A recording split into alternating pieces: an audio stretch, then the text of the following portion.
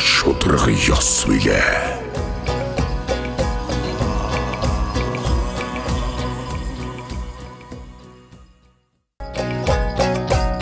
Өнөөдөр Өнгө тэнгэрийн хүчин доор их хаатынхаа энэ чуулсан хөргүүдийг нээж байгаа уран бүтээлчдийн энэ нээлтэнд оролцож байгаад бас баяртай байна. Манай орны хувьд бол маш онцлогтой. Энэ газар нутаг дээрээс үндсэндээ бол дэлхийд дахин хүлээн зөвшөөрсөн 3 их гүрэн үүссэн байдаг.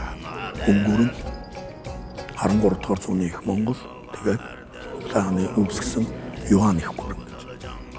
Тэгээд энэ газар нутаг дээр байгаа бид нар энэ шүтэнүүдээ хаадаа бол шүтэж явах ёстой гэсэн ийм утгыг агуулгыг юм агуулсан юм байна. За миний хувьд бол 2008 онд Чингис хааны хаан морь төгшөөг барья гэж бизнес хийдэн залуучуудтай нээж зураач эрдэнэ бэлэг санаачлагаар морь төгшөөг барьж байгуулж байсан. Өнөөдөр ингэж хийж бид нар бас нэг юм шүтэнтэй ийм хүн байсан юм байна гэдэг бас гадна дотныхон үзүүлдэг. Ирээдүйн залуучуудаас үзүүлэх юмтай болсон байна. 3 удаагийн их гүрэн бий болсон энэ бахархлаа бид нар үеийн үед одоо ингэж шүтэж байх ёстой.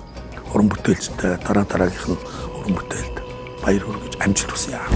Их хаатын сэрэгдүр Мөнх тэнгэрийн хүчин шудраг ёс билээ.